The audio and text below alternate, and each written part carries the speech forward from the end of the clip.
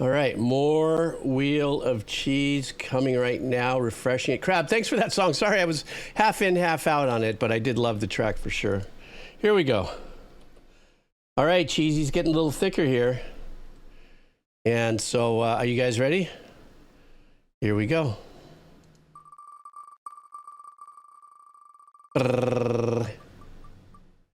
Oh, it looks like it's going to be the Kaz. Rock the Casbah. Let's see what Rock the Casbah wants here. Okay, this is the opening theme from the original anime adaptation of the hit game series Run DMC. Oh no, I'm sorry, Devil May Cry. A third-person action game about a son of a demon who goes around making a living, slaying demons and all manner of spooky things. Perfect for the season.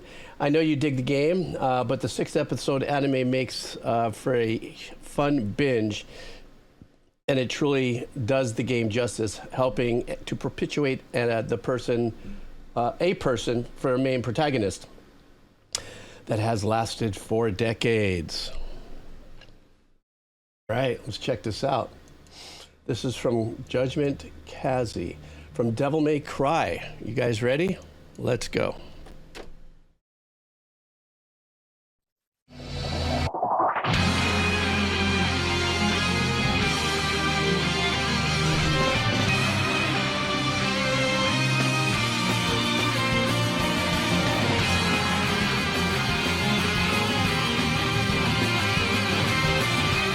Can you hear that synthy bass line back there?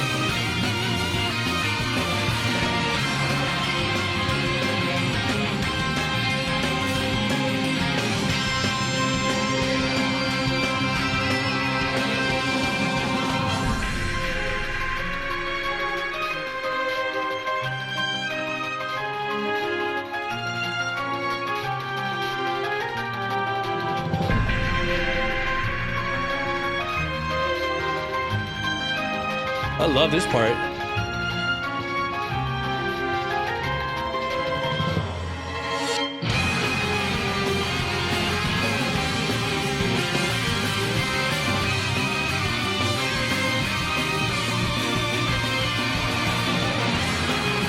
I love this line with the melody. It's like a single violin, metal lead guitar.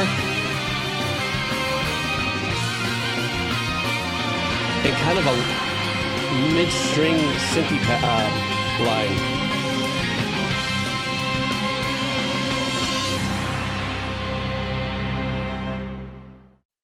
Is that it?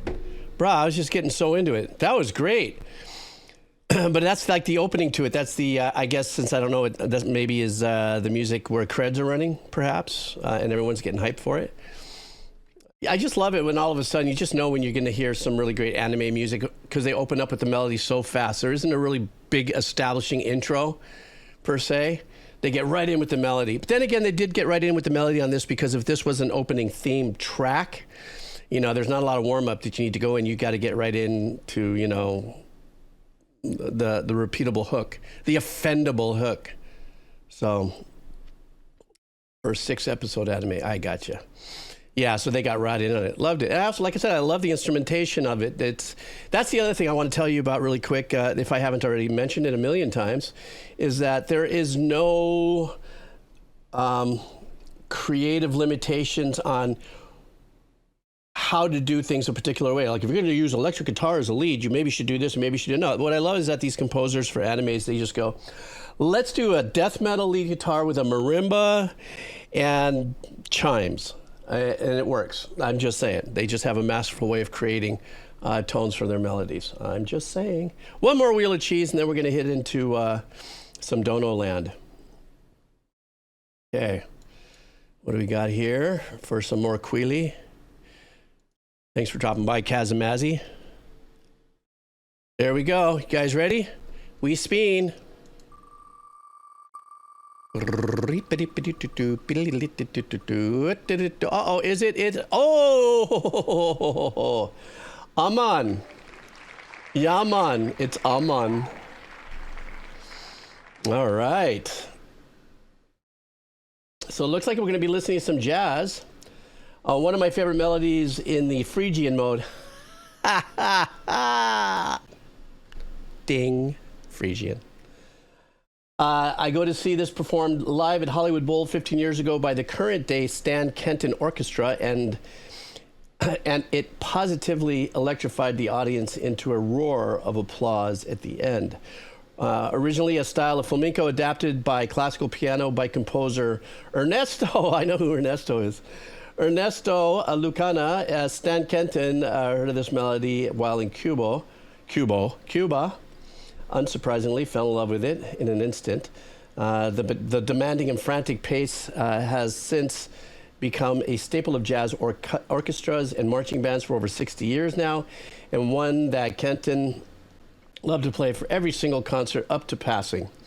Flamenco guitar player or guitarist Sabikis also adopted this melody to guitar for some years before Kenton's arrangement with his own different interpretation that I've shared once before here.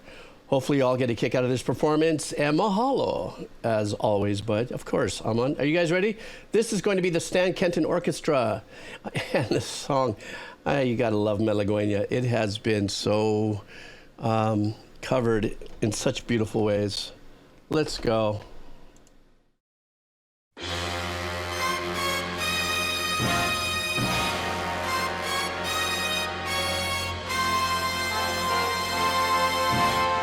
Almost sounds like the beginning of A Knight's Tale, the movie.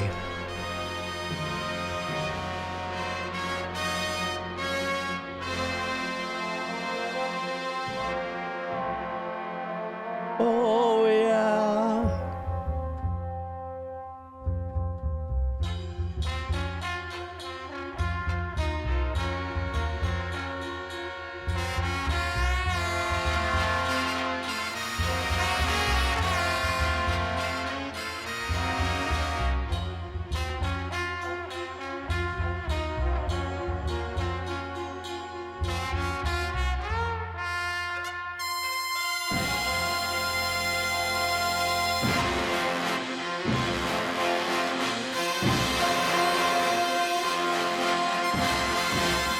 Wow, huge brass.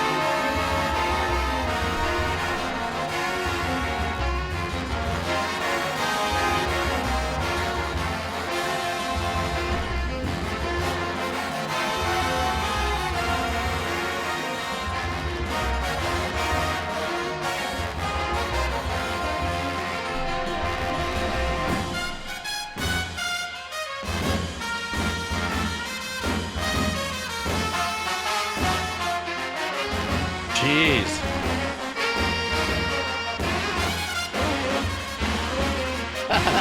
The answer back. Get out of that one.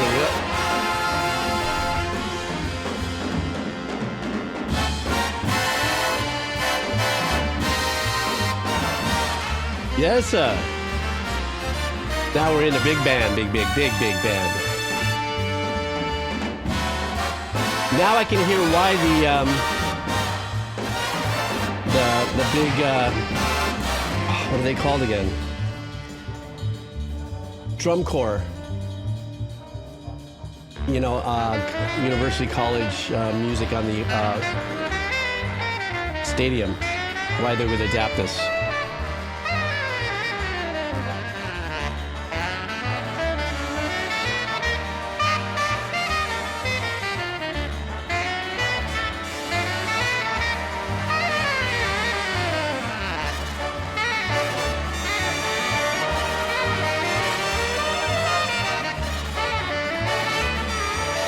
Those trumpets back there.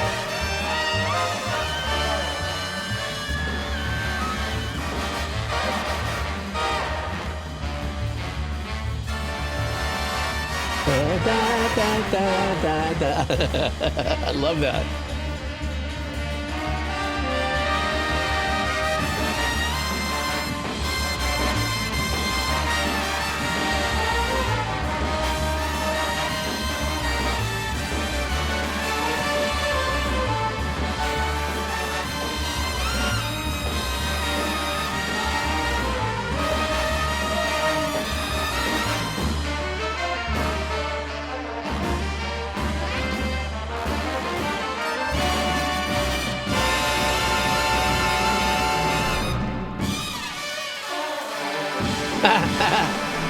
Each little section handled that down line. Oh my goodness, Osman. That was great. And very Phrygian, obviously. But like I said earlier, that instrumentation of it, when you said that the drum line, I think that's what you had mentioned, like the kind of stuff that we've been watching lately, I could see how they would just sop this up, you know, with a big fat, you know, piece of bread of joy, and just, you know, perform this out there on the field, because it has all that excitement and stuff like that going on. It's all horn section, obviously. I love when they cut into kind of like, we get into a regular, not quite cut time, but that jazzy kind of yo-hip big band twist to it. One of the things about Malagueña too that's really super cool is the fact that a lot of it has to do with it's just a two-step shift. Da, da, da, da, da. You know, a good part of it is going back and forth between those two, which opens it up to the refrigerator Phrygian door. Yikes. Anyhow, thanks, Aman. Coming in clutch. All right, guys. Let's stack donos now. It's time to get some donos going here, because some people have been donoing. I'm not going to be able to get to all of them today, but we're on it. So I'm going for it right now, okay? Just want to let anybody else know if they decide to dono, may not get done today because of my shorter window. But I did start the clock again outside of that little interruption that we had. So I'm just saying I'm here for at least 2 hours. Let's see, Caving wants us to listen to, this is coming in from Dono land. Remember, if anybody's new here and they wonder why anything from Dono land, you're up to 15 minutes in listening versus 7 minutes in Wheel of Cheese. So if any songs come in above 7 minutes, it's because we're in Dono land. And so that's what we're doing now. So let me see, figured I would bring you something you've listened to before. However, I bring this to you to see how your views on the metal has changed throughout the years, as it's nearing 5 years since your initial reaction to the song. Whether or not you've listened to this song on your own time, bringing the golden oldies back to light, as it's always a treat. So right now, Caving wants us to listen to Bellacore, and the name of the track is The Smoke of Many Fires. Let's go.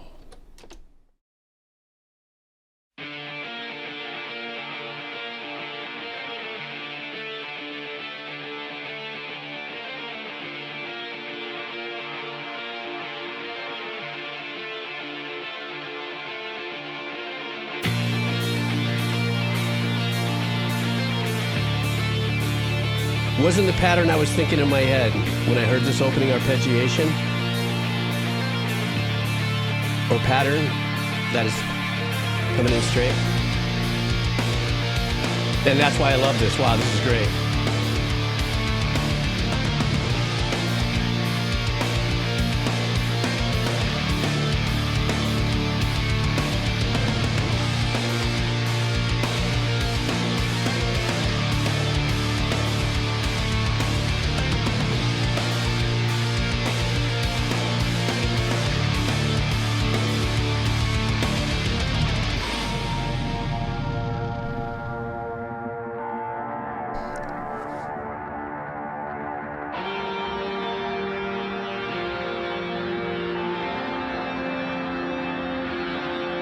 I love the way they're setting up the headiness with us.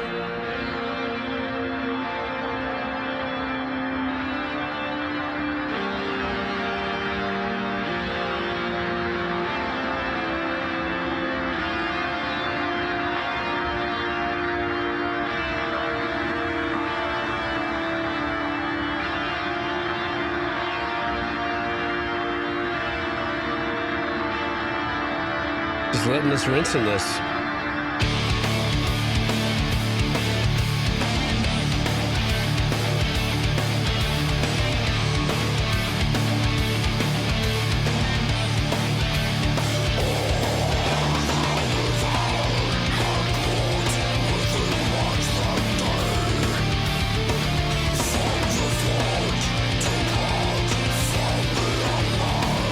God, I'm stoked I can read this.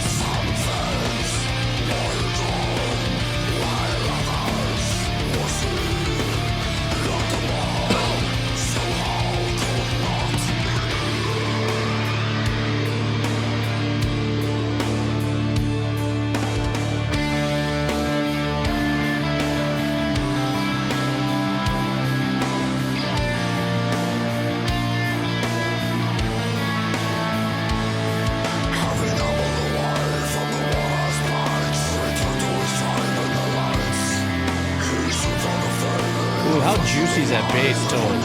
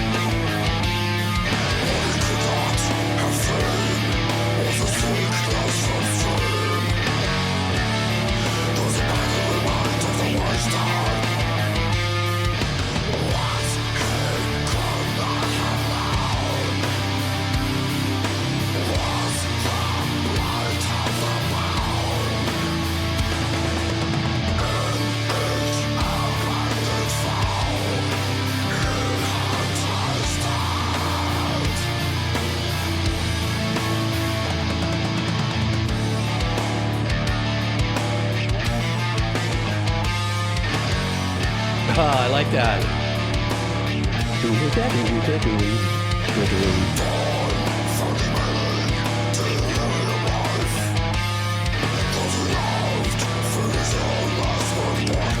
It's like the lyrics are just as abstract as the arrangements.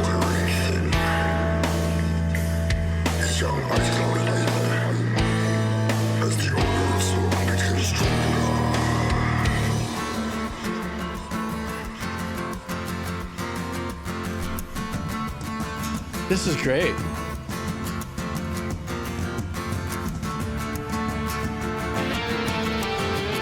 Wow.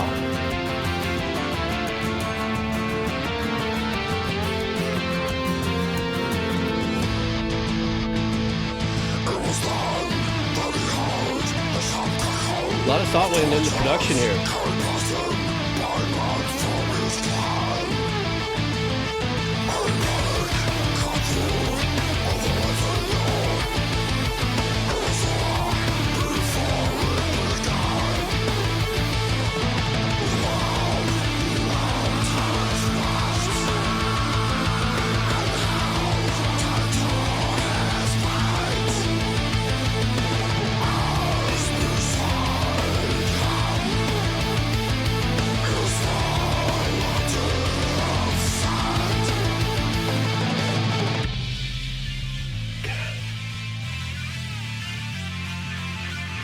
No, caving, I don't. I mean...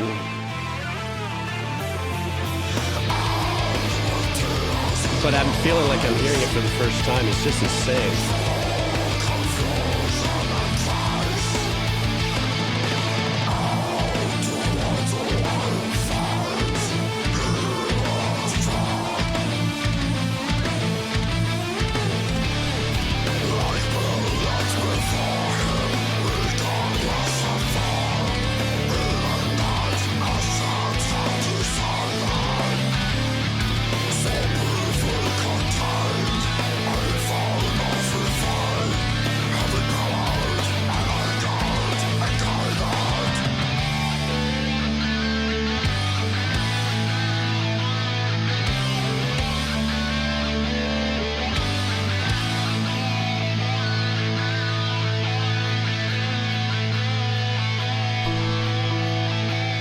I've heard so much music, Katie, I can't sometimes remember what I heard 5 days ago.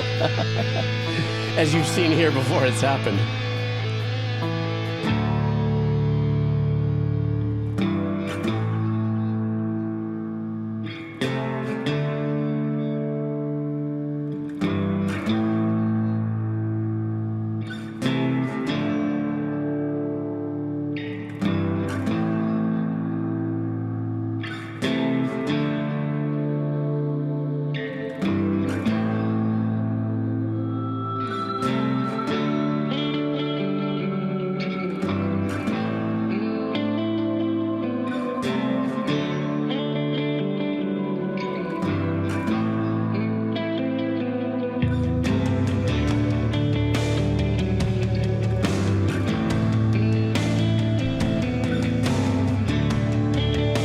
It's like a 7-course meal going on here.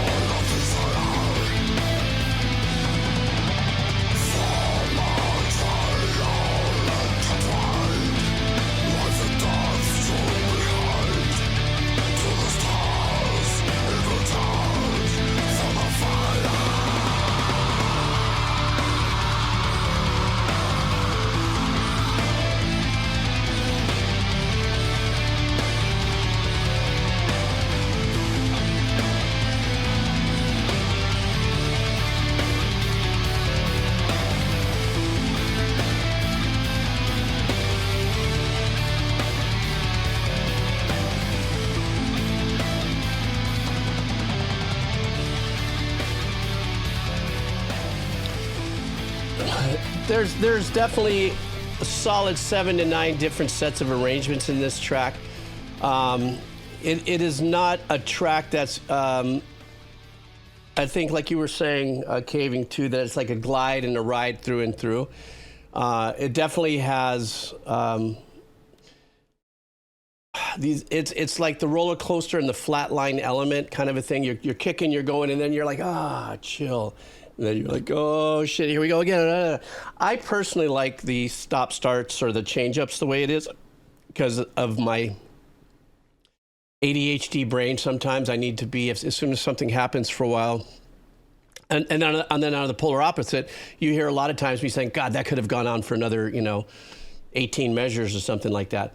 But there was enough turning around here. This was, if you say this was the dessert in the album, perhaps that's what I understood it as to feel. As you were saying, it definitely had, a scoop of everything in it. I love the opening up with the polyrhythms and then straightening it out and then going double time. And then one thing that did create it very well through and through is some sense of depth in ambience and playing around with giving us things that had very unique, I don't know, the best way to say it is it was just a great track, incredibly well produced. So many different types of arrangements there. You can't just choose one. I think every section in there I was able to glow on. There wasn't one section in there that made me go, meh. Everything was just a very pleasant surprise. I guess that's the best way I can put that, yeah? Pleasant supplies. Okay, next up we have Lisa. It was both the dessert and the song of the album. Oh, nonetheless, loved every bit of it. Lisa, how are you? All right, so let me do this. Okay, so Lisa's saying, so tomorrow is my big day. It's my disability hearing. Oof. That must keep you up at night. It's getting close to that. It's been very emotional. I've been very emotional about it and spent a lot of today crying, missing what life was, excuse me, before everything. For a long time, this 2001 album by the punk band Oscar has been my musical support album. I love that. That is great, musical support album. I listen to it often, and this track in particular. It's an emotional but extremely healing album for me, and it has been now for 25 years. I hope that maybe someone else can find it as healing as I do. Okay. Well, good luck for your hearing tomorrow. I know that's got to be very stressful and everything. But today, right now, we're going to listen to one of your favorite tracks, as you say, your emotional support album. So this is going to be the band Öisra. I have the lyrics here in front of me that I will be reading at the same time. And the name of the song is Kinetic. All right, here we go. Through the strength of your arms, I realized I was off the mark. Has a little bit of that punky Green Day. And all I really wanted was a pair of interested ears. Good lyric. I learned that for every pause, I was almost guaranteed more time. There also seems to be like a tonal performance in vocalists who do this style of music. It's always the selfish who say that life, The cadence and the announcement of words. way too short. I'm not looking to get old, by battle happen anyway. Now I look And I love at my hands, how there's no force feeding trying to rhyme. they don't move the same 2 years ago. At a slow, steady pace, I made my way back home. At least there I won't be ashamed. And earlier today I felt the warmth as the skin, it held the heat. And now the city surrounds me in different tones of gray. Those are the same cries that make my boat shake. I'm not looking to get old. Bye bye. I like that synthy growl. I wonder if that's the bass player. Happen anyway. And now I look at my hands. They don't move the same 2 years ago. I'm alone, but I'm not lonely. I have kinetic energy. The dividing line will separate us all. I'm alone, but I'm not lonely. I have kinetic energy. The dividing line will save you. Great build up, man.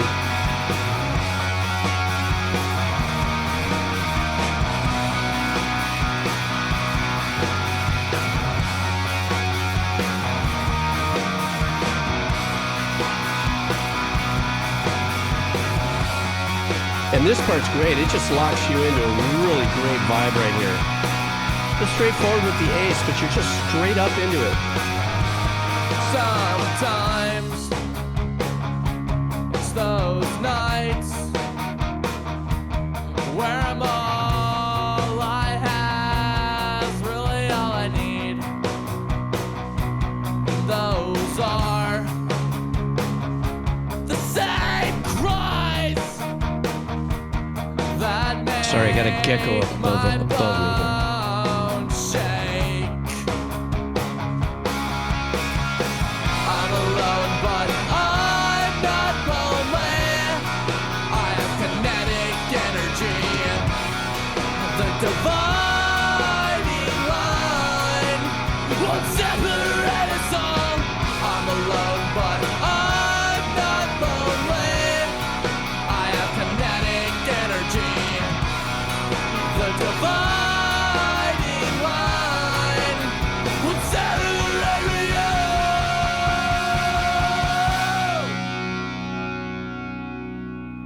This was a very profound track, Lisa. And also having the opportunity to read the lyrics as well. You know, this is kind of a call to claim that energy, call, you know, that strength and everything. I obviously, as soon as like I said earlier, as soon as I started hearing the cadence and the tone of how that kind of part of the punk scene or subgenre of punk, how they enunciate and how they and their cadences, I'm always really expecting that, you know, a much faster kind of explosion of rhythm and stuff than happened here. This was a very gradual climb of just a little bit more power, a little bit more power, a little bit more energy and stuff. So perhaps this is a very unique track in the album that you love. Also, the other thing about this, lyrically, like I said, something that's wonderful that I wish I can deprogram myself and reprogram myself, that lyrics don't always have to rhyme. They just have to tell a story. You know, and for me, that's something that just doesn't compute in my head because of when I used to write so much lyrics and stuff. There was always focusing on a rhyme, which sometimes could make, you know, lyrics very unique and stuff because your brain works a different way.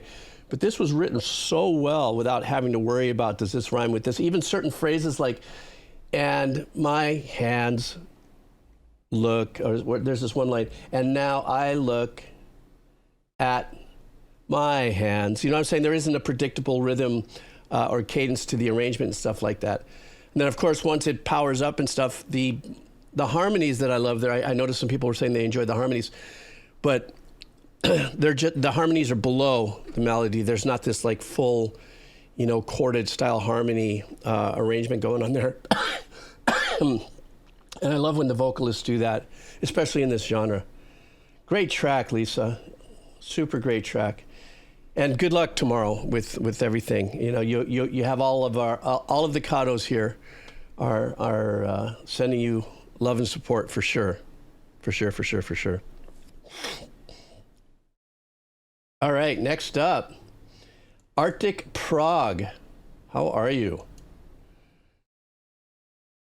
Been a while indeed. Good to be back. Here's some brilliant progressive Swedes with their new music. Enjoy. This is Kamanjaka. The name of the track is Eyes Seeing Eyes. Let's go.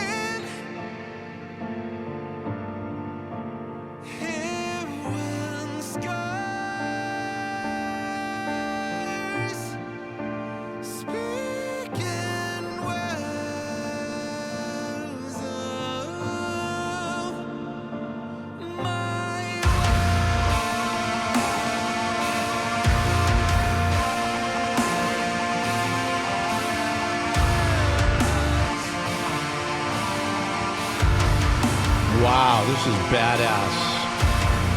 Such a great amalgamation between the opening and the pattern is still there with the piano, but now the emphasis lift with this. This is great.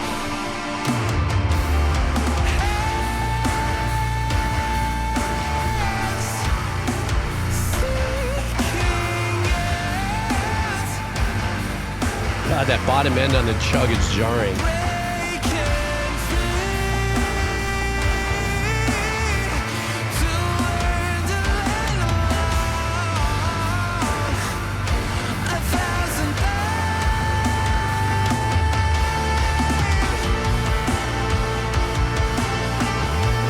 Jake, and I'm telling you, man, this is a great track. Definitely not expecting the shift. I think this is one of my favorite tracks for a long time when it comes to this combined, fused styles.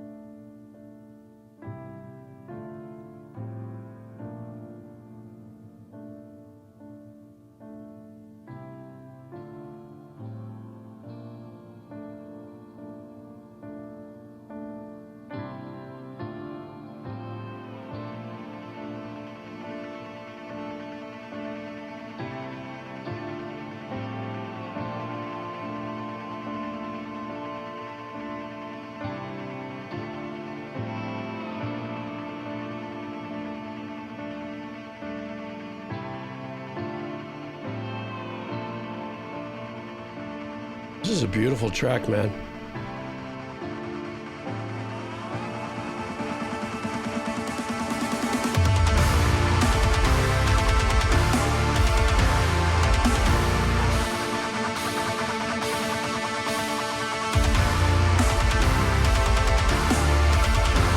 A lot of deeper emotions in this with the arrangements.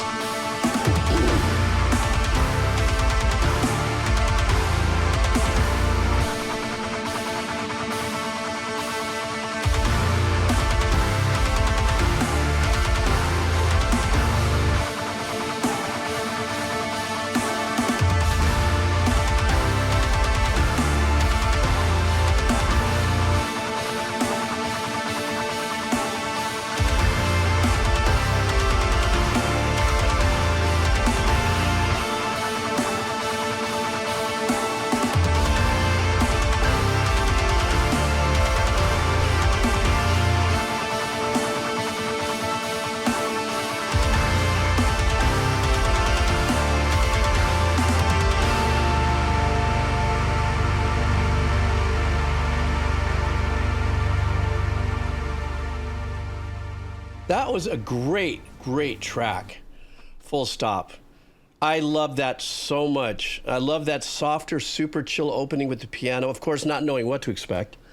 And then when his tone and his voice got beyond that little heady kind of vibe at the very beginning, and he lit up with a little bit more power behind it, and he was able to, it's like taking a guitar and turning the gain up just a little bit, just enough to get a little fry in there without losing any of the tone or the texture of his voice. That whole piano pulse, getting us in that vibe was just trippy. I just was feeling it so good. I got to tell you though, like Jakin, I was really surprised to get that heavy hit, of that genty kind of vibe going on there. And I have to say, I really super dug it. I didn't know exactly, because sometimes that stuff gets to a place, you just destroyed the vibe. I was just so into it. But obviously within the production of the song, the dichotomy between the two energies, somewhere in the storyline, there's that beauty that is just like a call to soulfulness fused with, with powerful angst. I think that's what our lives are all about right now, almost, right? I'm obviously not, I don't know that's how we're feeling, but, call for soulfulness amongst the angst kind of a thing. Great track, man. I really love that. Thank you so much for bringing that in there. So appreciate that. All right. Choncho Corazon. Tonto Corazon, not Choncho. I'm sorry. Ay, que lo parió. Tonto Corazon, back in the house with Que lo que, Jeeves and beautiful Caros. Hope everyone's doing well. Hope you're doing well too, my friend. This song came to be when Dallas Green, City and Color, Alex on Fire, decided to do a duet album with his friend, is it Alicia Moore? Heart or Pink. In 2014. This song is a good example of why Dallas Green has been one of my most favorite singers for over 20 years now. All right, Tonto Corazon bringing it in for us here. This is going to be, I guess the band is You+Me. The name of the song is Unbeliever. Let's go. Okay. The song is called Unbeliever. If you see me looking around like this, it's because I got this gigantic gecko, Madagascar, all over my ceiling.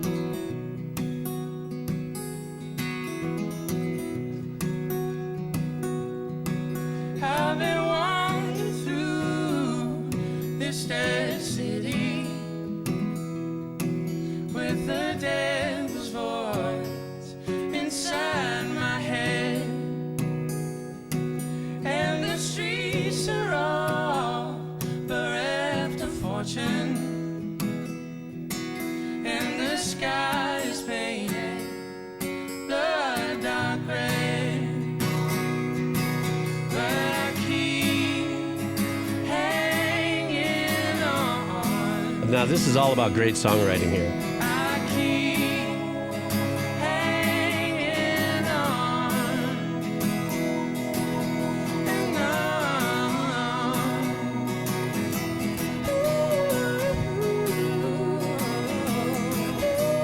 Oh, I love, he's got such a great tone in his head voice, falsetto. Now I'm 1,000 miles away from nowhere, and the night Is this kind of bluegrassy to you guys? it's turning bleak. Fear comes upon me now, and I feel just like some ill-fated beast. But I keep hanging on. I keep hanging on and on.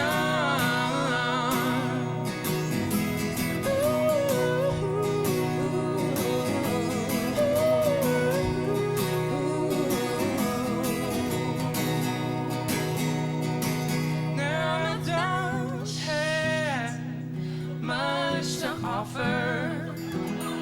I thought that was plain to see. 'Cause babe, I'm just an unbeliever, but I believe you can count on me. That's what makes his performance beautiful. Not only is it live, but it's really human, heartfelt as we're watching it. Just keep hanging on and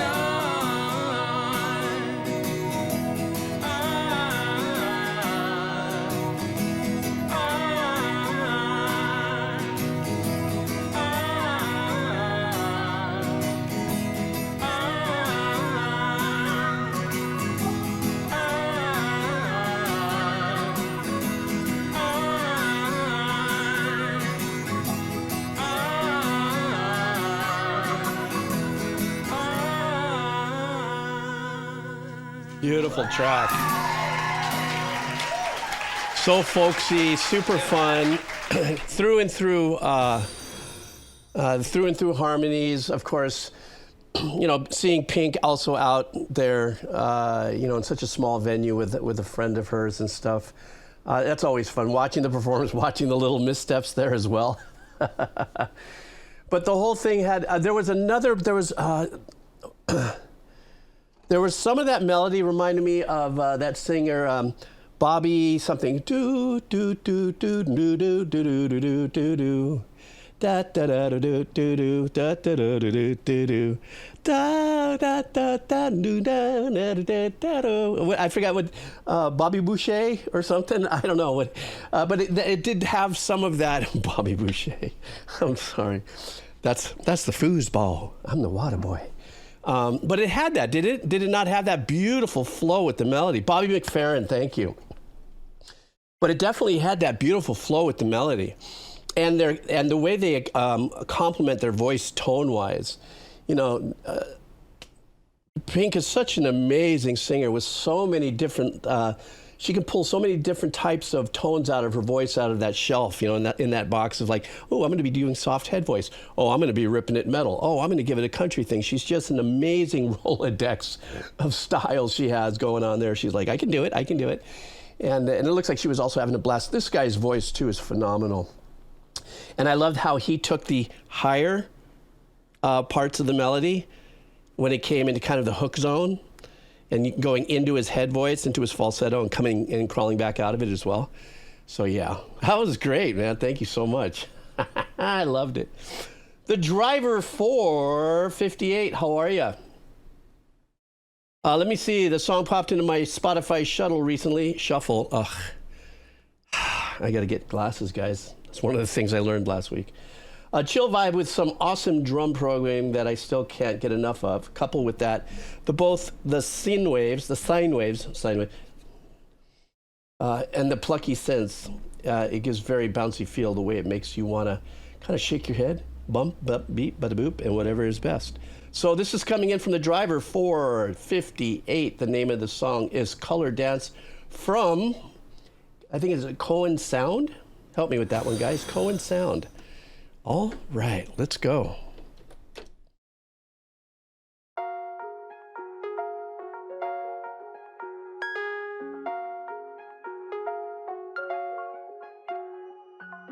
I really love that. That's what he's talking about here, this nice, beautiful bounciness.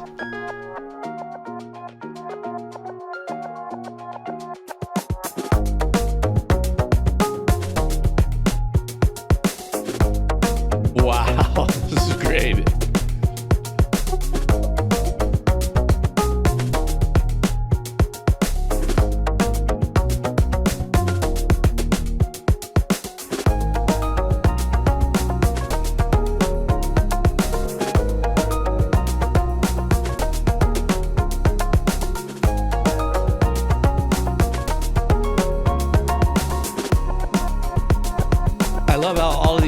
All the tones are kind of plucked ARP style stuff.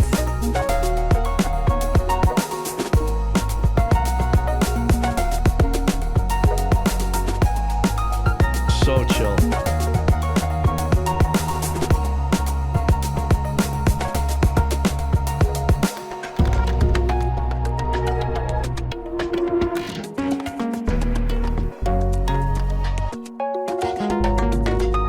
Wow.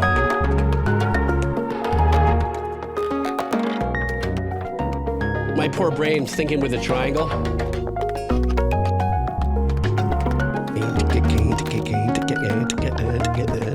That's just where my brain's going. Get that triangle arrangement in there.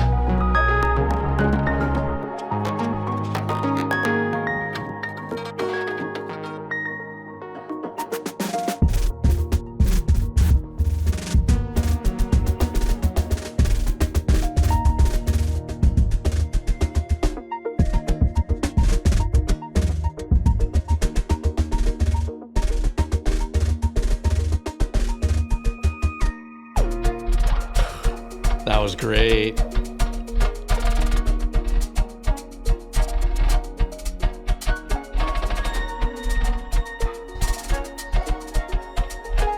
Could have been that Gecko Brexer.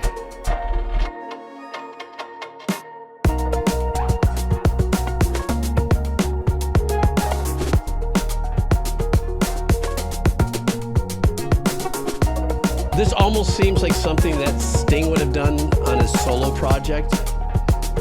Just the vibe of it. No? Yes? No?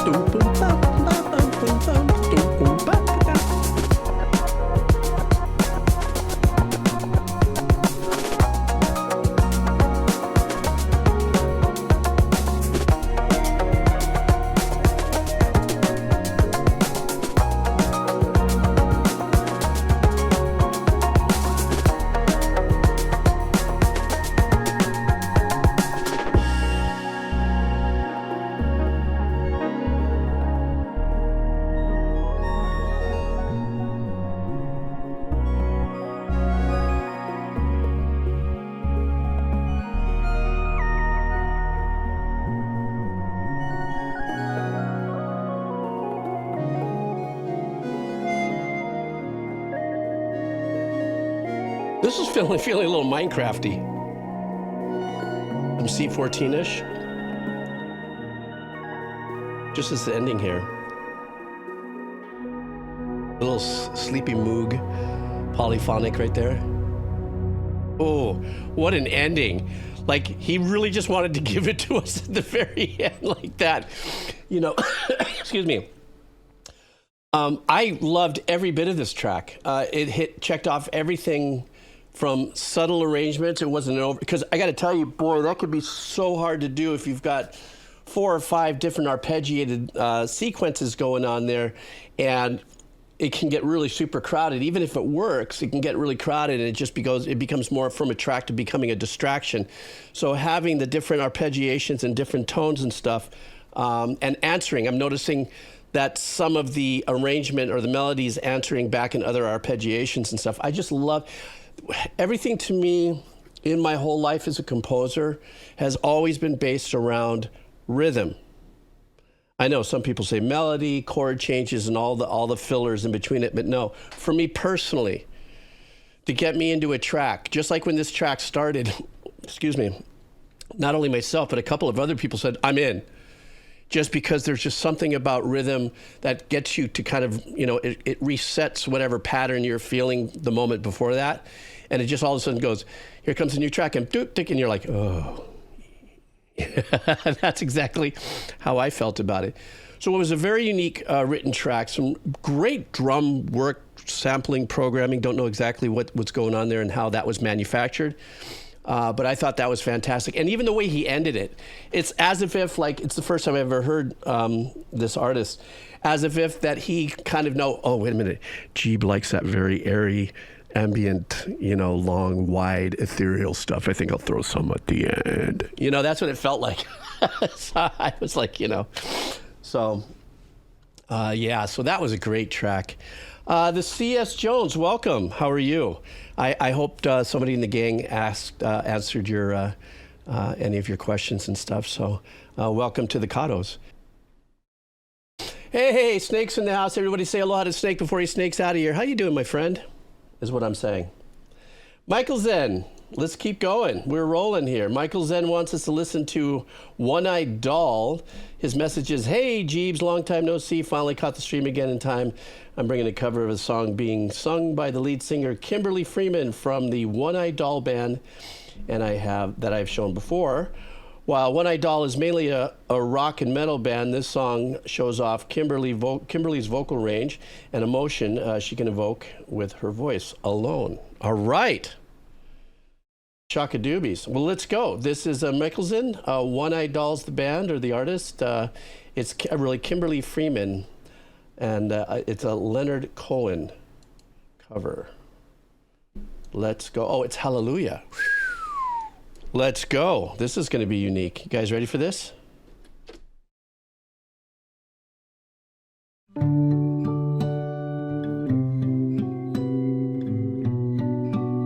Good luck, Snake.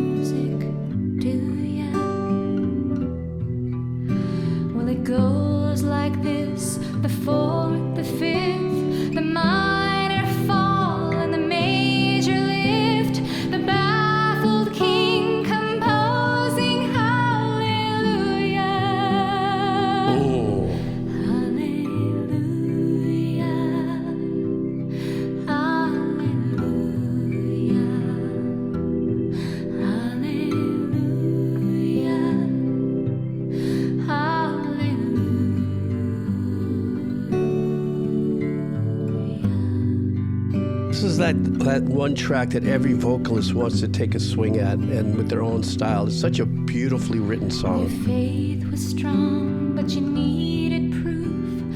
You saw her bathing on the roof. Her beauty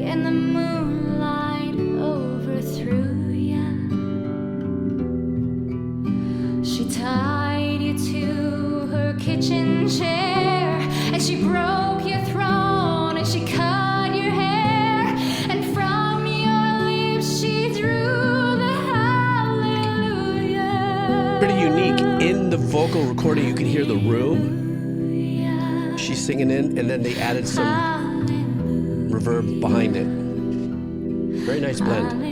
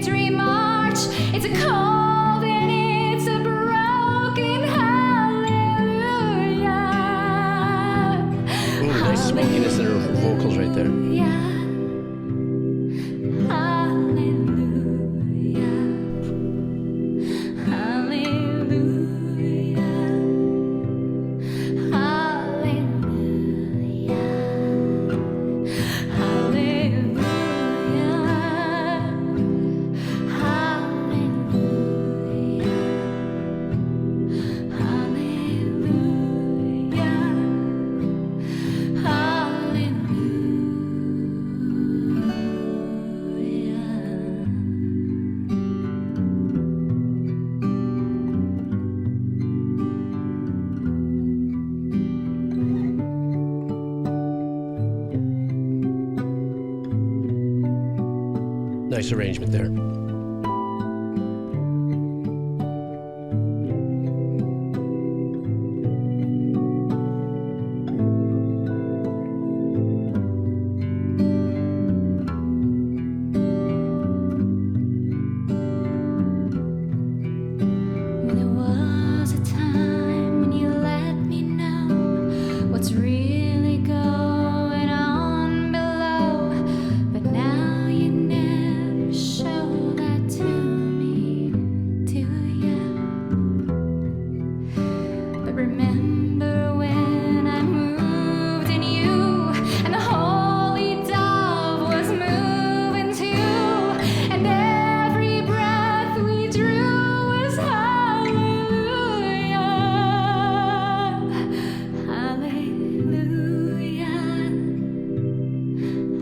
Wonderful emotional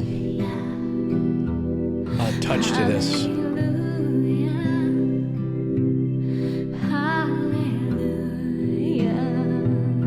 mean, the song's already emotional, full stop, but when everybody covers it, their interpretation of emotions can be quite different.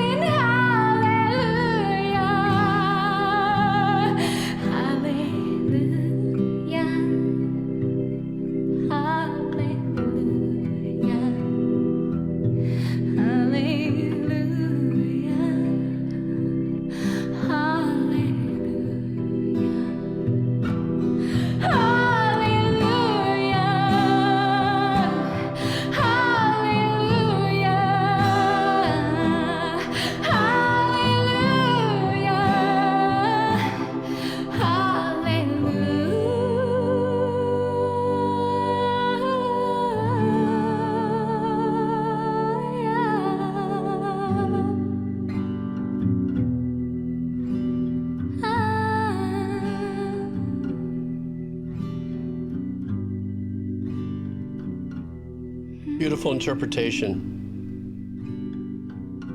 She very much made it her own. There's no two ways about that. There's times because I've listened to the one that I'm sorry, my memory is doing what it does. The one singer that we all kind of listen to that song and that Jeff Buckley, arrangement.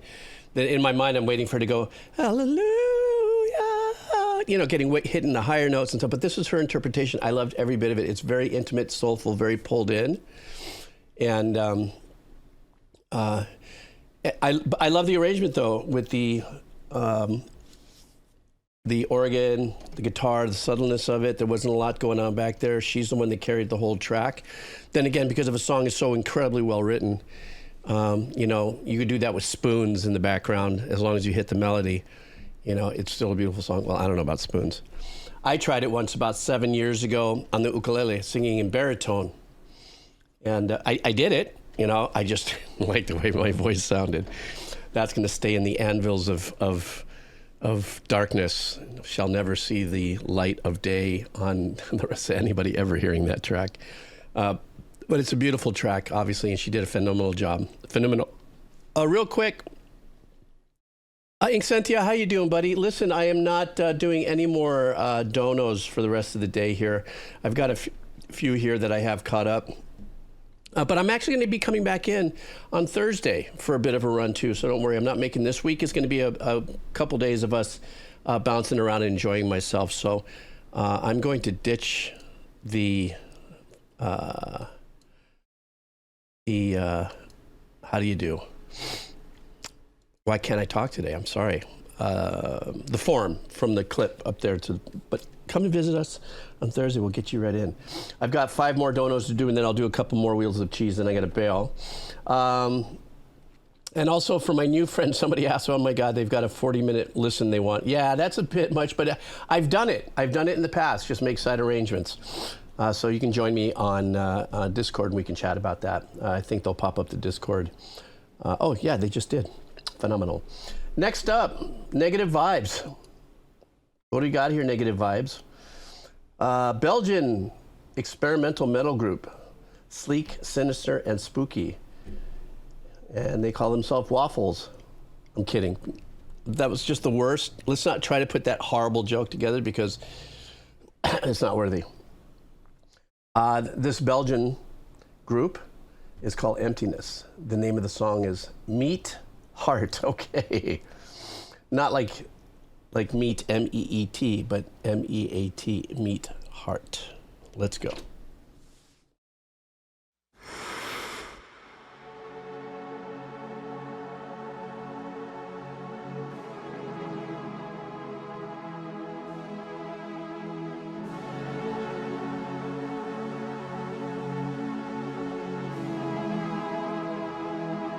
Lovely old synthwave vibe right there. Oh yeah.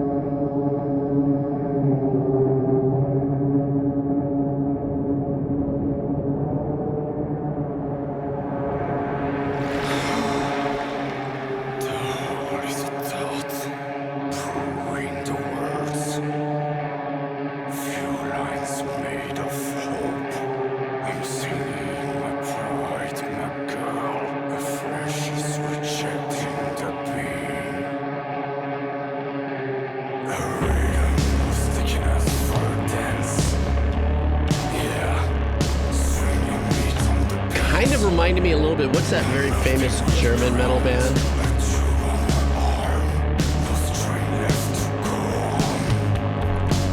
Yeah, a little Rammstein-ish.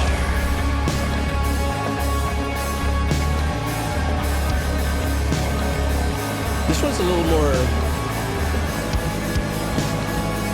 It's dark as Ramsey, but it's a little more melodic.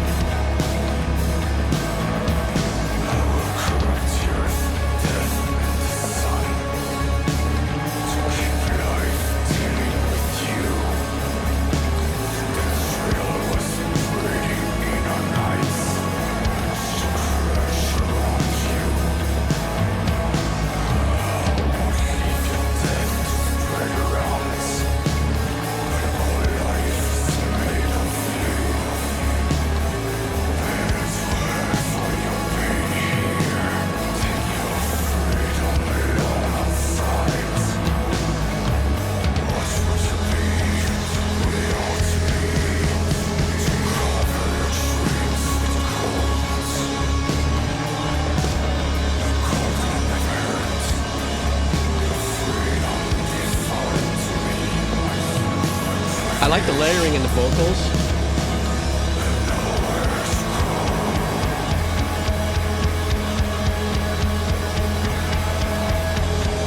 Is this like mellow death? To answer Baja's Spencer. Hi, Baja.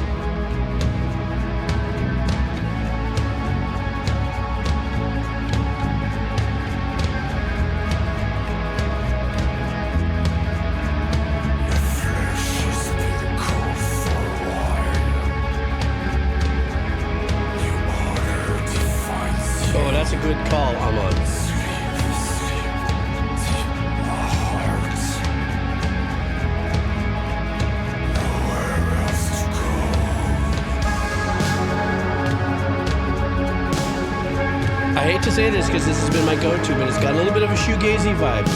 How you doing? And get a little shoegazy. How you doing? That's how Sylvester Stallone would have done the reaction. Ah, no, a little shoegazy.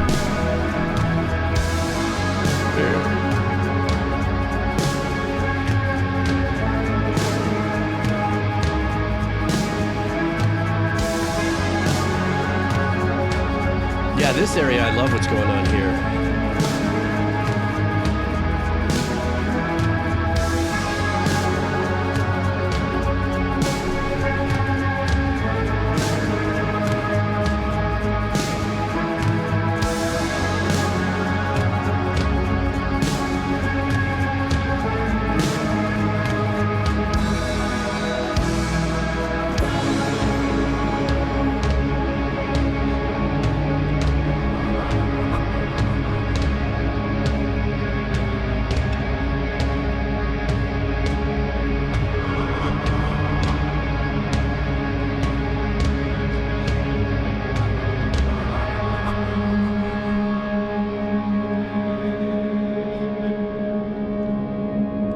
Section. Yeah, I unpinned the form, guys. Stand by. Let's finish this track and we'll say hi to Epic Guy and respond to him. Let's just listen to the rest of this.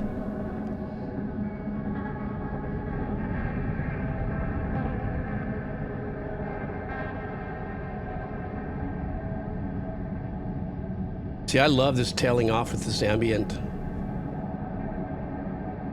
kind of a drift in space kind of vibe.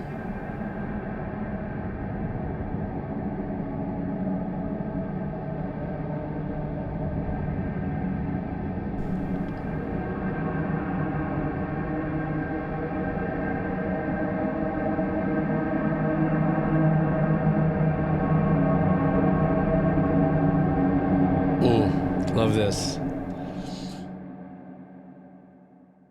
The track for me, the last half of the track, I mean, the whole thing was a great vibe. It's another lesson for me as a composer on the power of letting things be, that once you create a really nice little vibe, just let it be. You don't have to worry about changes and turnarounds and B sections and stuff like that. It's too bad that a lot of times when I start, like sometimes I'll wake up in the morning and say, you know, today I want to create a track, I want to do something. And then my brain takes me down this path where there's got to be, there's going to be this and this. And it's almost like I feel like I have to go back to some of our streams and listen to some of the best music that's motivated me to like get involved in this. This is the kind of track that I say, you know, I need to try to write something like this, but that's the bummer. The bummer is for myself personally as an artist, I need to try to write something like that instead of it just naturally coming through, you know, and that's because I'm afflicted with, you know, the brain of changes, you know what I'm saying? So, yeah, but I love the track so much. Yes, let me just go back. We have a new guest in the chat, Epic. I'm sorry, I'm not scrolling. My scrolly thingy is not working well. Excuse me. Epic guy, Reborn 88. Yeah, I'm not doing any new requests today. If you want, you could throw on the forum. There's something, a wheel of cheese. The only thing is if you do a song there and I spin it and lands on you, nothing longer than 7 minutes, please, or it's an automatic punt. Everybody, I do have enough time to finish these donos. I am going to do a couple of wheel of cheeses just to let you know. But you know, you can always come back on Thursday when I come back in. All right, DJ Tambor, you're up next, bro. DJ Tambor wants us to listen to a song, Fist of the North Star. And let me see, created by a 1980s Japanese band called TOMCAT. This song was used as the second opening for an anime called Fist of North Star, whose plot centers around the life of a man named Kenshiro, a wandering warrior who travels across a devastated world after a worldwide nuclear war. Seems to be. As a successor of the deadly assassination at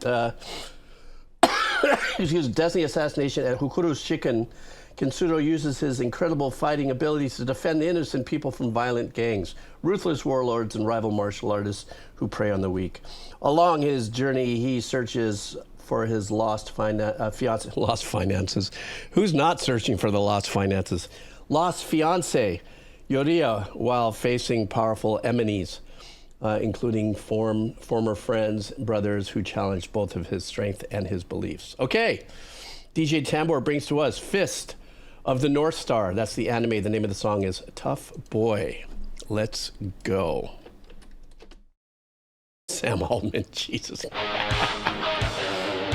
Uh-oh, I just fell into the 80s.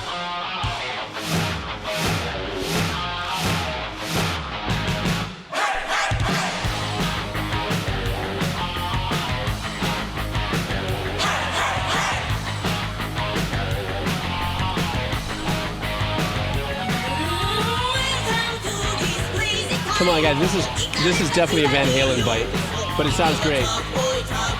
In the style.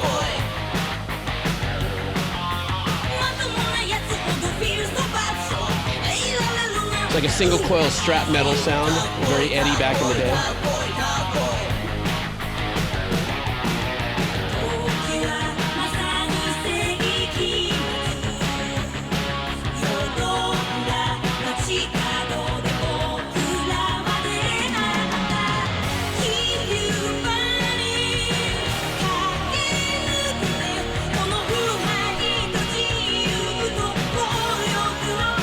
I mean, for a mid-'80s sound, too, the composer did a great job.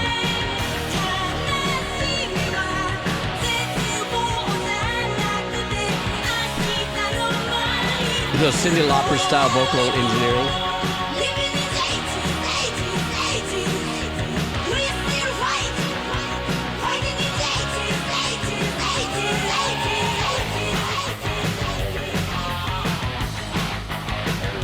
Yes. Jamie's Crying. Is that the one that kind of reminds me a little bit with the Van Halen track?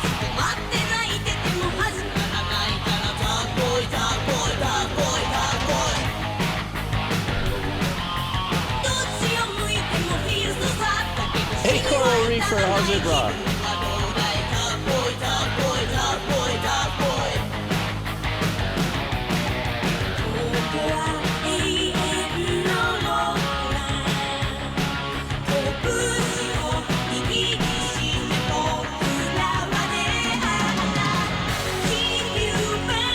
Those syntoms.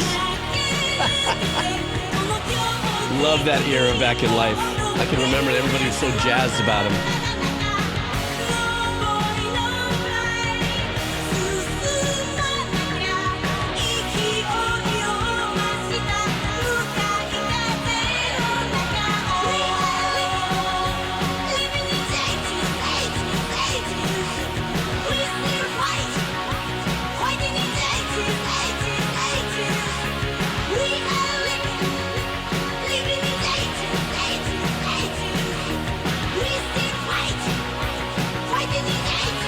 Very catchy, very hooky, very, pop rock. It's just incredibly well written.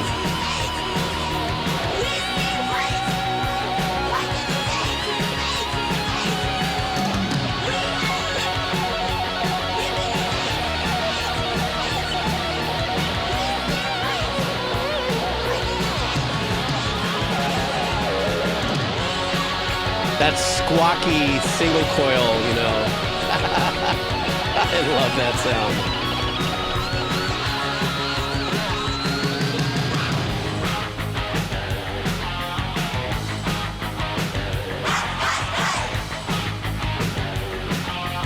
But it's going to go high at the end. First of all, I just love that era. I think I'm looking here at the artwork. It says 1986, so I'm taking it that's when this came out. But, in that era when Van Halen was crushing it, how could you not be influenced? It was a sound that stamp marks or, that time period so well. And whoever did this did a great job. But definitely was saying, hey, let's focus a lot on this particular sound that Eddie's putting out, because that's what's really ripping right there. So great pop rock track. But I got to go to those Syntoms. And yes, SYN. That's what they were called, Syntoms. When the Syntoms first came out, oh my God. I was working on an album with George Tobin for this girl. She was very well known in the 80s, Tiffany. I think we're alone now. The one that, for those of you who are old enough. And George Tobin, who was a producer, was just so over the top with those Syntoms. Everybody had to kind of vote him out half the time. So, no, you've already done that 6 times, man. Got to let this breathe. If you do this on every track, then it's going to be... Oh, that was a journey for me. A little bit of Jeeves lore. I think I already told you guys that I was a second engineer on her first album. That was just absolutely hilarious. What a journey. That in itself could be its own podcast. Absolutely crazy, but great story, though. I think I'm a clone now. That's great. Love the track, though. I love that 80s spirit. It snows in Australia. Haven't seen you here for a minute. You lurk in the back sometimes. Okay, no message. This is John Adams, composer, 1947 born. Grand pianola music on the dominant device. No, he was here last time. He gave us that really super cool bit of work, classical work that was very avant-garde. He does that. I love where he has his headset when he listens to music. He's the guy that I can count on that's going to bring me some wild stuff. All right, here we go. From It Snows in Australia.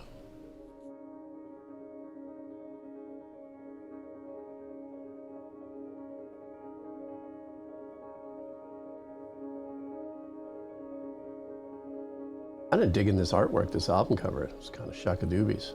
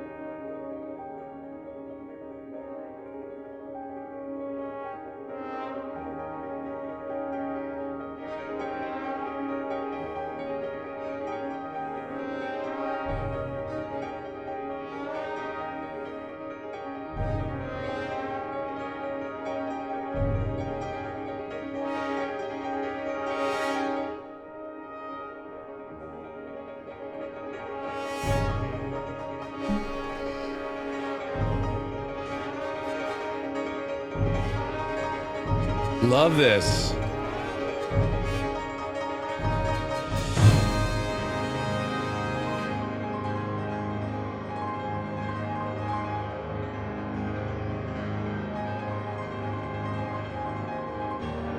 There's two pianos going on. Is it me or what?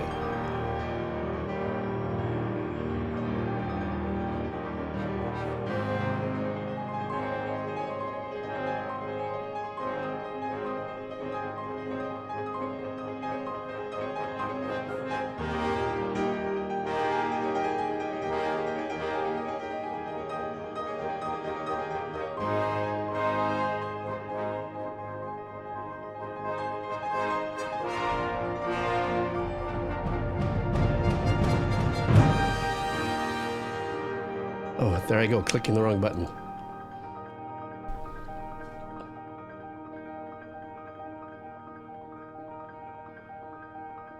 Love this piece.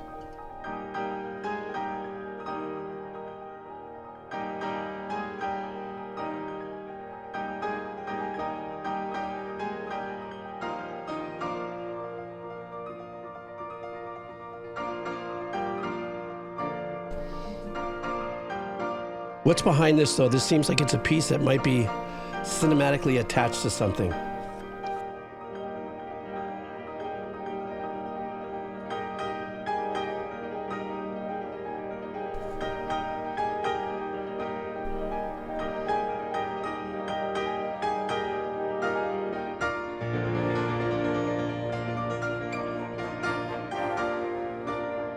I mean, it is pianola. So dueling pianos, perhaps.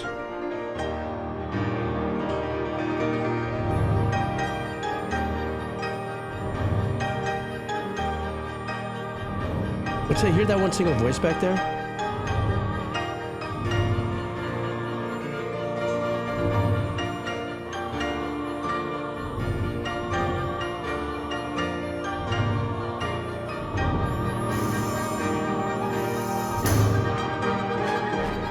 It's got a little bit of the bolero kind of vibe to it in its production, doesn't it?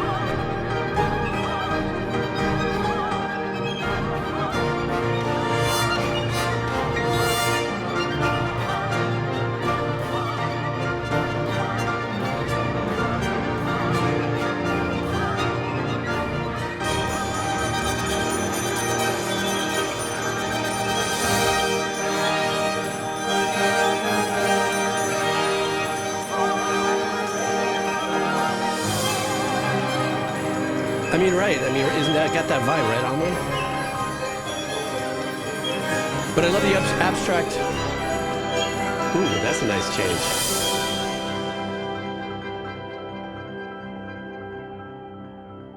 Like the arrangements are a little more animated, emotive, if there's such a way to put it.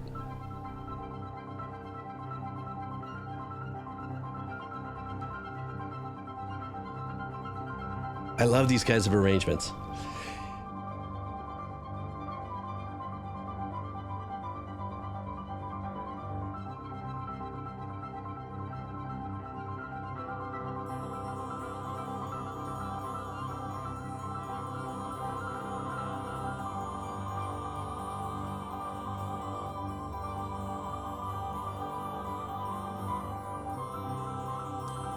Ooh. Da, da. Very odd little, hear it back there?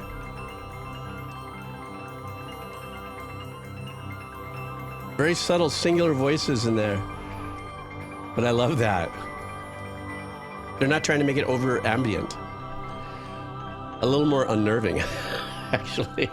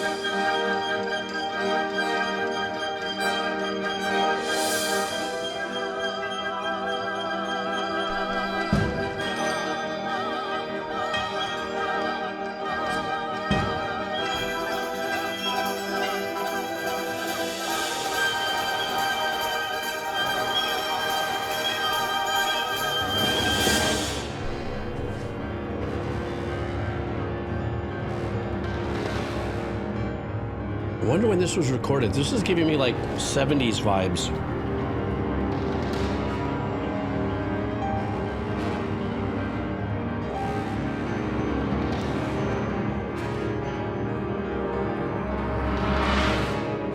I'll look this up. When was this recorded? 81. Okay, you see? Thank you, Silent Torrency. Sorry. The reason why I say that too is also because of the engineering technique and the miking technique.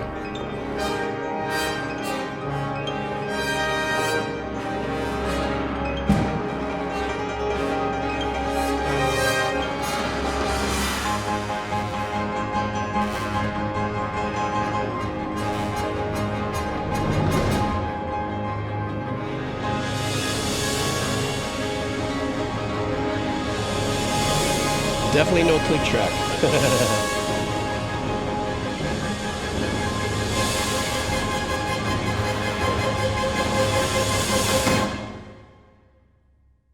That was an incredibly, wonderfully, uniquely abstract, but I don't know how to actually encapsulate a singular phrase on how much I enjoyed that music. But as much as I was listening to it and how much I enjoyed the fact we have two pianos going on, we have these very unique patterns that are fixed and move around with a lot of these throwing colors. You know what this reminds me of? If I had to put a visual to it, if I had to put the visual to this art-wise, it would be like the guy that stands back from a white canvas and slowly just starts splattering paint. You know what I'm saying, in different colors, but you can kind of see the patterns and stuff that kind of form, and then it slowly starts to fill itself in. But the pianola, you know, the dual piano kind of vibe, was like the canvas. Okay, so I'm doing that when I see colors thing. It's called synthesis. Aman, help me with that. Anyhow, that is the emotional response that I got with this track. Excuse me, thank you. Yes, synthesia, that thing. So that's what I got from it. It was, there was a couple times in there too, there was some very bright flute work that would flutter in and out. I think I saw somebody's comment. It gave you that very much bird-esque vibe flying through. But that's what that does too. When you hear certain runs of riffs of like harps or flutes to do things, it gives you that Peter and the Wolf, you know, piccolo or flute of the bird kind of vibe there. But it definitely had a bolero build on it too, as well. That was my take from it. But I got to admit, though, I really do like, as far as artwork, is that the album artwork? I really like that. That was pretty, that was really well done. Kind of like that in an artsy-fartsy kind of way. Okay, next up, Parkapal. Synesthesia. Synesthesia. Thank you. See, yes, I would have never. I've been afflicted with that ever since I've been an itty bit, but I just could never say it wrong. I would always say, I don't know, I got synthesizer. It's in my brain. My dad would go, poof. Pelotudo, ¿qué está haciendo? Huevón. Pibe. Llevo mis putas. That's the very first words I learned, because that's what my dad would say to me all the time.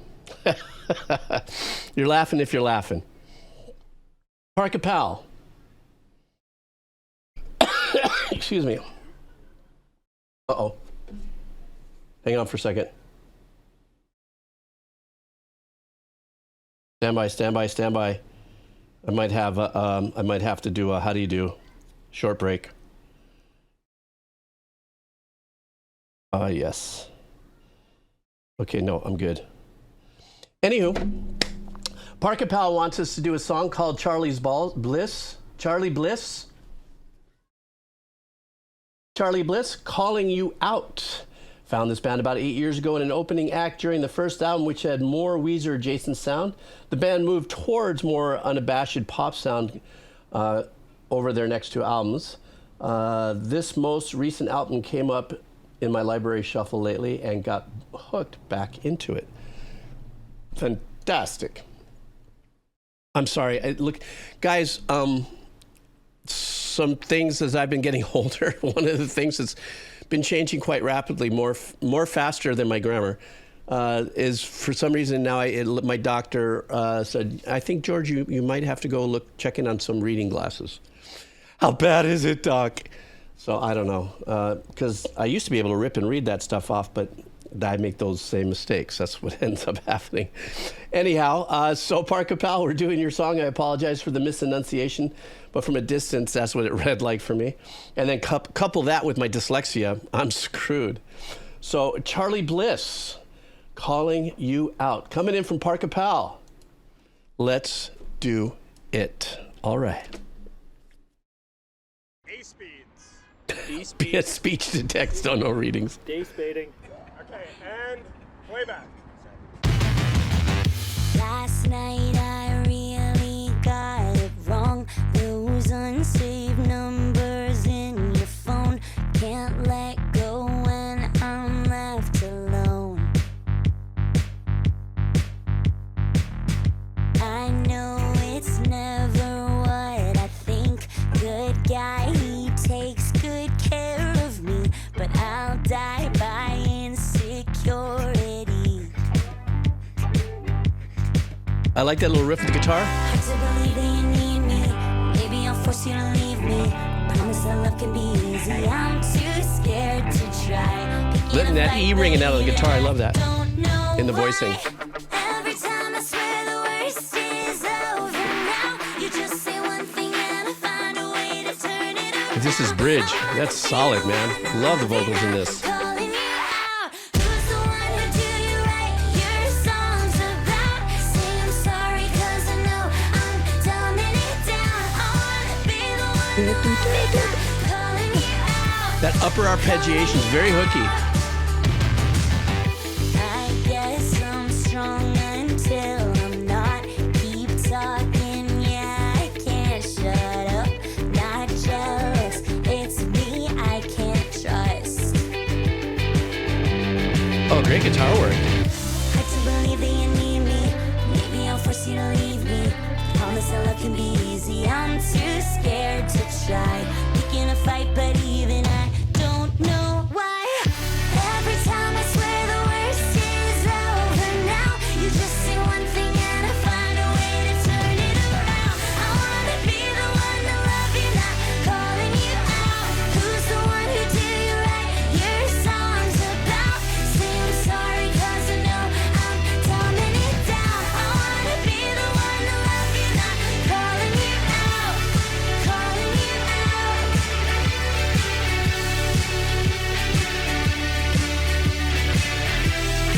Giving us a little bit of that 80s synth arrangement there. Hard to believe that you need me.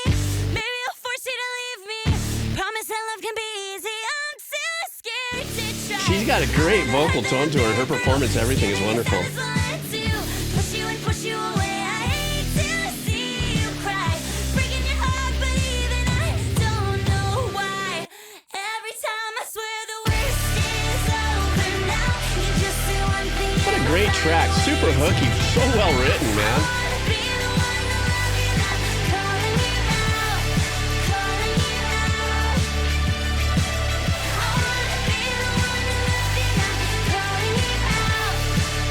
I love the synthy overdubs back there. What a great track. Extremely well written and very poppy. Apparently this was released a year ago. I thought the song was phenomenal. And so was the production. Very unique, not over the top craziness, trying to distract with, very unique engineering tricks and stuff like that. Though they did have that deeper saturated, I don't know if that was a combo with the bass. Like there was some kind of saturation that was happening over the harder parts of the hook and stuff like that. What I thought was the bridge ended up turning into a hook, but I love the build on that. Obviously, it looked like there was 3 people, 4 including the singer. So there were overdubs. The opening thing, that bass line, I was thinking, okay, the bass player can get that sound out of it, but it sounded like that was just, maybe a bass sequence that came in. Obviously, they weren't shy of doing overdubs because there was definitely synths back there. Extremely hooky track. Extremely hooky track. I wouldn't be surprised if this was a huge track for their following, without a doubt. Very fun, and of course the A&R person, whoever chose this out as a single, there was a particular reason. That's because it was badass, and she is a vocalist too. Shaka-doobies. That's going to be my... I think what I'm going to do is a Shaka-doobie rating system, maybe moving on. That's 5 Shaka-doobies. That's a 3 Shaka-doobie. 2 Shaka-doobie. I don't know. Or maybe that's just me being, like, old and I should just, like, stay in my lane, if you know what I mean. I'm just saying. Refresh. Let's go. Oh, we got quite a few people hanging out here. Shimmy, shimmy, cocoa pop. Let's go.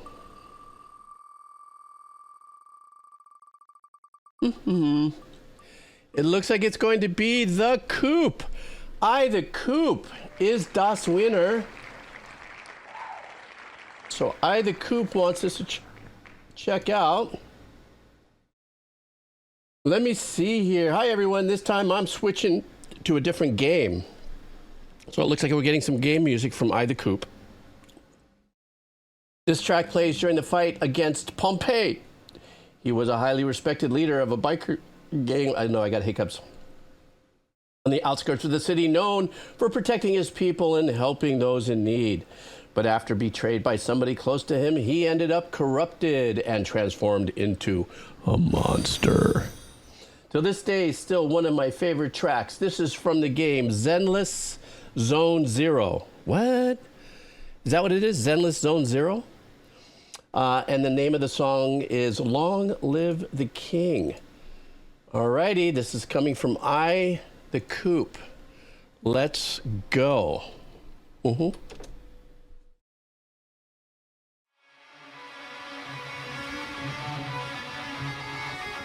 Oh, I'm in it. I'm already in it.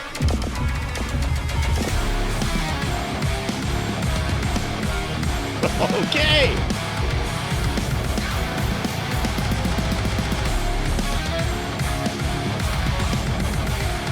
Jeez.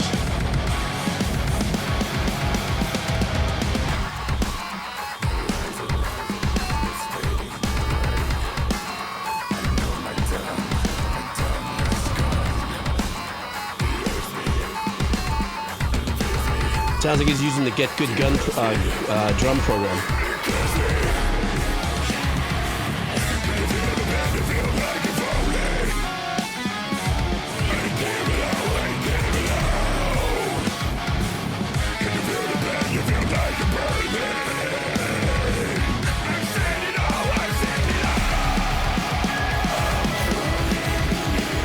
This is badass. When did this release?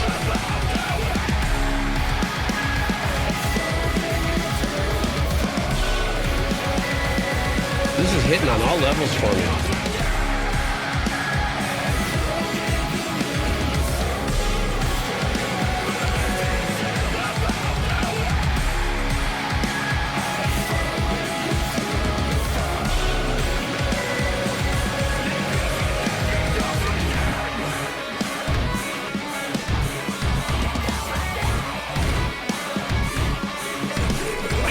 There's something about this though that's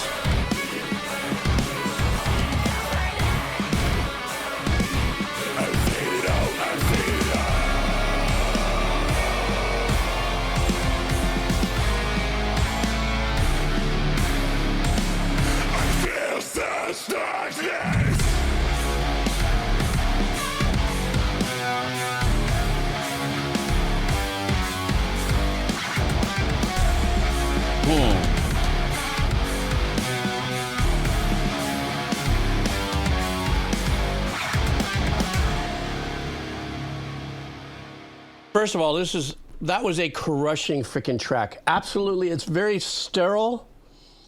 You know what I'm saying? In the tones and everything that was used to program. I love the impact. I love the kind of metal, the mellow death metal core kind of elements in there, and the chugging into guitars. The only thing is, and I definitely am not. I got to say this because it's just what I'm feeling, but it has nothing to do with the composers. And it's going to have nothing to do with the musicians if I'm wrong. But the guitar work sounded like some of the more later modules that are out there right now that you can buy that have incredibly great sounding djenty guitars in it, but you're actually not playing it, you're doing the arrangements on the keyboards. I'm not saying that that's what this is, but it is so perfect that it kind of made me feel a little more of like, it made me go there. And that could be also, if it's live musicians doing everything, like there was a little bit of an arpeggiation going in there. It, you know, a lot of it has to do with that kind of engineering, which is, you know, chopping off the tails and the ends. You know, the starts and the ends, the tails and the starts, so that there's definitive cutoff with, you know, a negative space. So it sounds very empty in between the chugginess and stuff like that. But all in all, that's just me geeking out with my old man engineering ears. I thought the track was great. It's very progressive. And considering, I think Ginger, somebody said it was a couple of years old, it sounds really super, super, super recent contemporary. You know, but fuck, I'm only hearing 2% of the music of the world anyhow, right? Last wheel of cheese, guys. Hey, the real John Honda, how are you? Welcome to the crew here. Let's see. One more wheel of cheese, and I got to dip out. But don't worry, I'm actually coming back Thursday or Friday, but most likely Thursday. So, you know, for another sesh. One more wheel of cheese. Poopsie doodle, what's going on, buddy? You're late. This is my last track. What are you doing? Where you been? What are you doing? Okay, here we go. Yeah, maybe I will Ace Lift. Maybe I will. Okay, hang on for a second. Let me refresh. Get back into a cheesy wheel. Ida Coop brought a bomb for us to listen to. Here we go, refreshing the cheese. Nothing like fresh cheese on the wheel, huh? All right, here we go. Let's go. We spin. God, I hate this cough. Just remove my lungs, please. It looks like it might be Eleganza Villa Fella. It is Eleganza. This is a $1,000 million Eleganza. Eleganza, rock me on Ziguenza. Eleganza, I'm sorry, for anybody who's French out there, I'm sorry. DR, if you're listening, don't hit me. I wasn't making fun, but I wasn't, but I was just having fun. Cancelled. All right, here we go. Let's see what we would want here. Oh, could you? Sorry, you. I'm sorry. Okay. No message. We're going to be listening to, from Eleganza wants us to listen to a song from Anna von Hausswolff, The Mysteries of the Vanishing of Electra. You guys know this one? I don't, but we're doing it because they won here on the Wheel of Cheese. Let's go.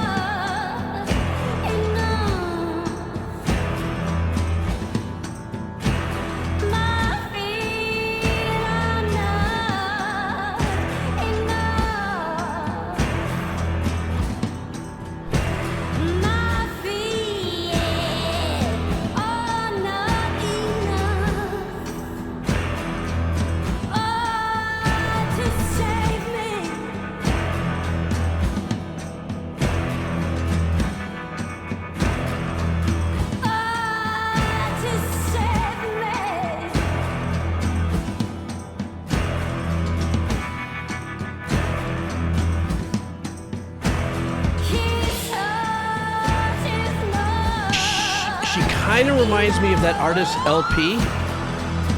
I think maybe it might be the tone of the voice. If you're familiar with her as an artist.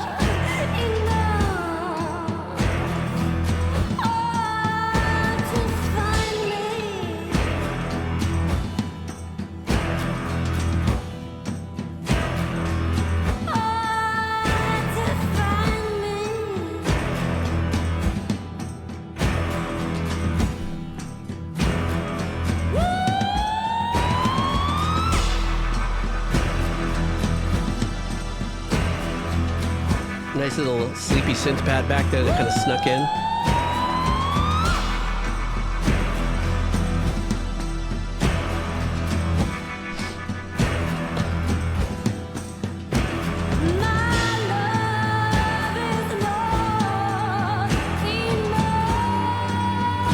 I like that.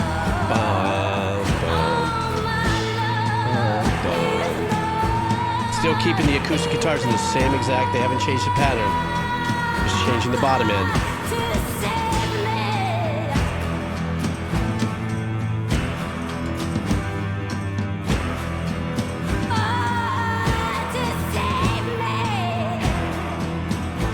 I love that in her voice.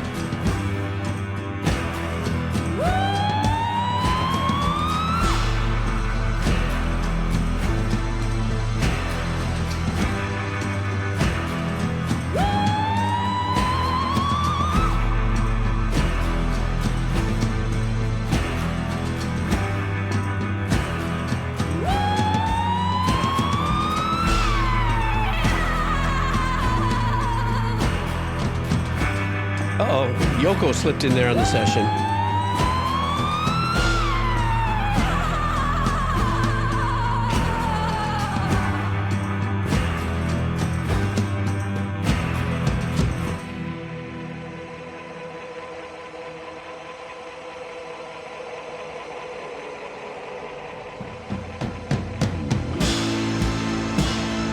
Ooh, we just got Pink Floyd in there.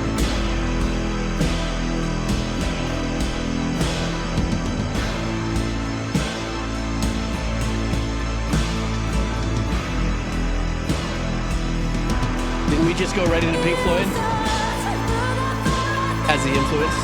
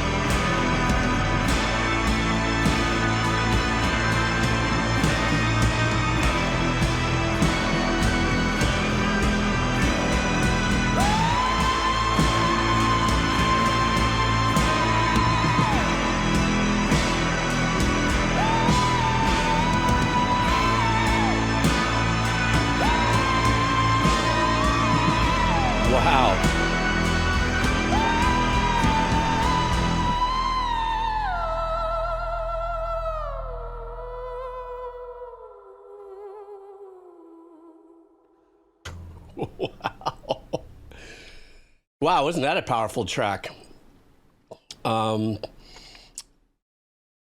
think what I was saying throughout the track is that her voice reminded me a lot of LP, because she does. They are slightly adjacent of each other, but have that same kind of tone and ability to do a lot of that wonderful reaching, you know, with her vocal capabilities getting way up there. And still staying in the pocket here. It didn't sound heady at all. It's coming from still within the chest. So she didn't slip into a falsetto with that. The kind of, not a death march. The pattern of da, da, da, that was established with warmer dark tones. I think the acoustic was the only thing that actually had some brightness to it. Was very telling. I mean, this is very red. This is very ominous cover of an album and stuff. So it sounds like it's a painful march through, you know, a hill of thorns kind of a thing. And once again, this is another one of those tracks where changing chords, bridge, chorus, you know, really moving around had no relevance in there. It was just very, once again, set you in the mood, get you in there, lock you in there, give you a minute to soak and rinse into it, and then just go on the journey. But the whole thing definitely was surrounded by, or, you know, the zip line was her voice and her vocal performance and stuff. I thought was pretty amazeballs. Thanks for that, Elegance. Did Elegance ever show? Oh, there's Elegance. You were hanging in the background, or did you come in late? I did love the track. It was wonderful. So, phenomenal. Do I have time for one more? Should I do one more wheel of cheese? I'm thinking maybe I should spin one more. I don't know. Oh, I'm running out of peanuts. Maybe one more, maybe 20. Ah. What's the worst that can happen? I could do a solo on this.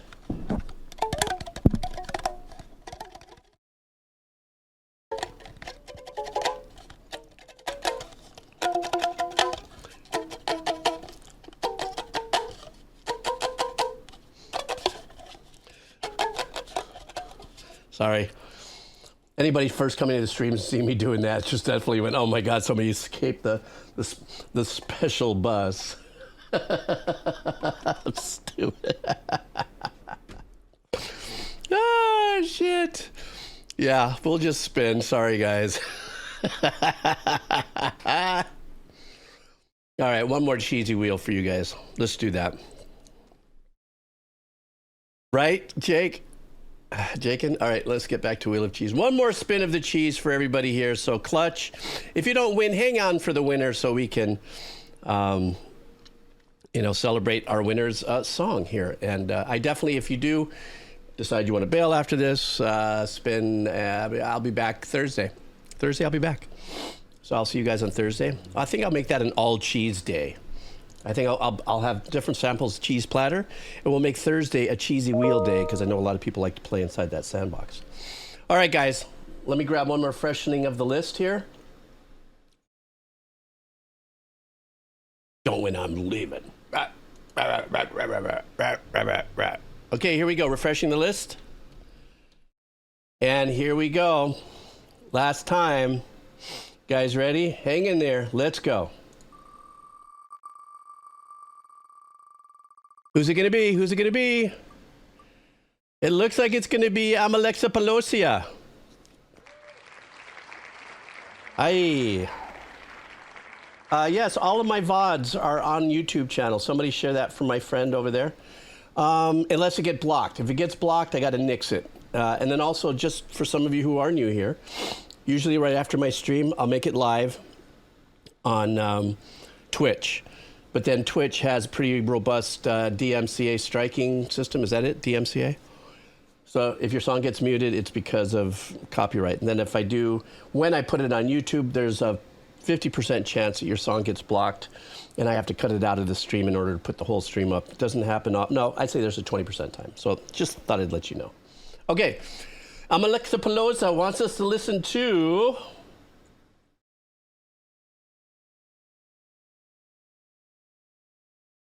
Okay, no message. Do you guys know an OST? Oh, it's a game OST. We are going to finish off this stream here at the Abbacado Show with a game OST. Seiya no Yuta? Uta? Seiya no Uta? Is that a game that you guys know of? I don't know of it. I don't know if I know what Yuta want to do. Yuta? It's Schizophrenia is the name of the track. Let's go.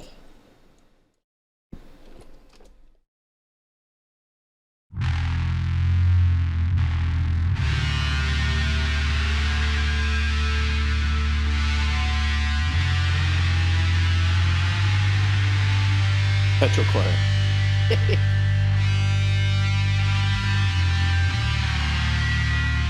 Wow, this is for a game? What's the game mechanics on this?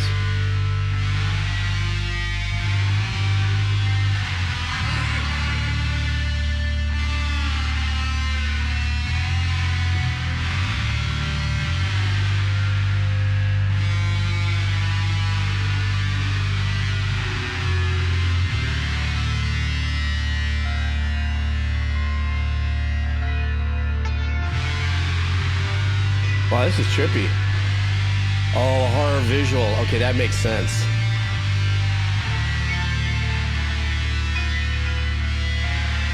In the vein of Soma.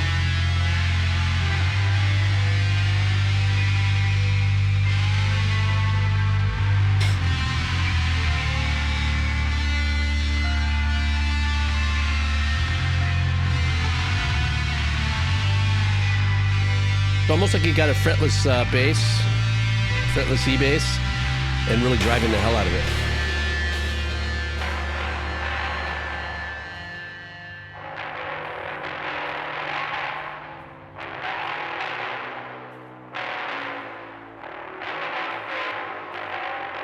Totally horror music. So.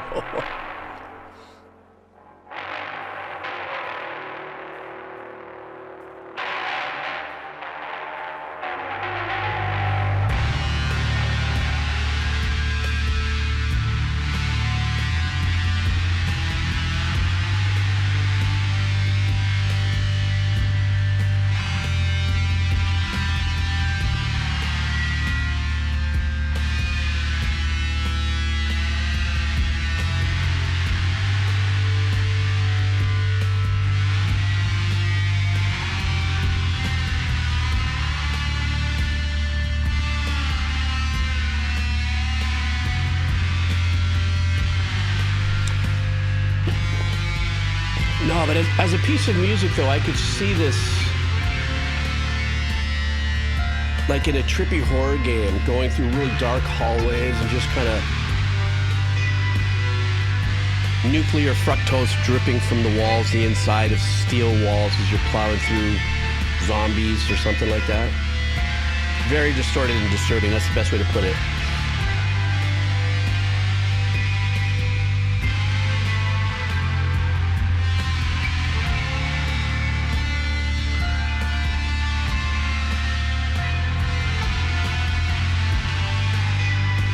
But I love what the bass is doing. It's just...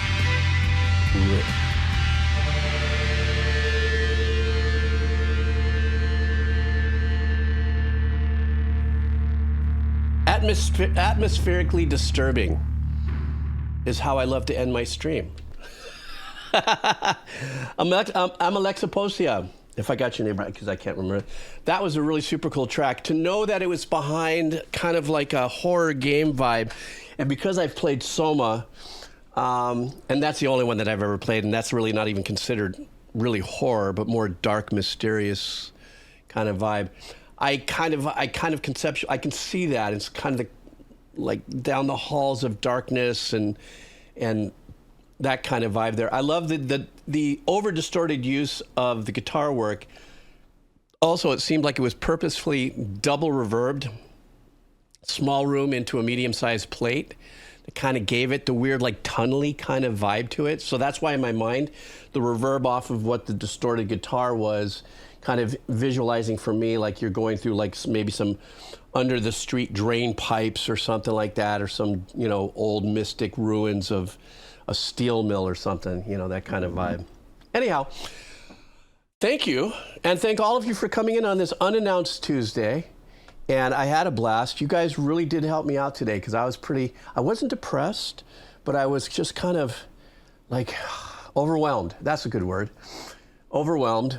And I realized that I had not really given myself time for the last 3 days to listen to music as the escape channel of what music can do to us. So I appreciate you guys coming in and hanging out with me.